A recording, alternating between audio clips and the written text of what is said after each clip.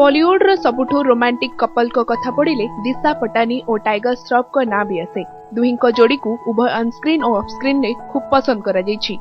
किंतु एक रिपोर्ट मुताबक दुहिंको मध्यरे एबे किछि भी ठीक ठाक चली नाही। अनेक दिन धरी रिलेशनशिप रे रहिबा परे दुहिंको मध्यरे तिक्तता सृष्टि होईछि। तेणु दुहे कुआडे अलग हेबाकू निष्पत्ति नेइछंती। सूचना अनुसार दुहे परस्पर को 3 वर्ष हेब डेट करुछंती। एमिति कि दिशा टाइगर को परिवार लोकंक सहित भी मिसी जाइथिले। से सेमानंक सह अनेक थर तांको फैमिली लंच डेट रे जाइछंती। टाइगर बॉलीवुड रो निज डांस स्किल और फिटनेस पाई एक अलग परिचय सृष्टि करिछंती। तांको सह ताळ देई दिशा भी नाचरे माहिर होई गलेनी। किंतु एबे दुहे निज निज रास्ता बाछिबाकू चिंता करुछंती। एक रिपोर्ट मुताबक दुहिंको मध्यरे प्राय प्रत्येक दिन कोनोसी ना कोनोसी कथा को नहीं तू मे हेउथिला। दुहे सेमानंक संपर्क को एक नुआ सुजोग देबाकू चेष्टा करिथिले, किंतु ताहा एबे फेल मारिछि।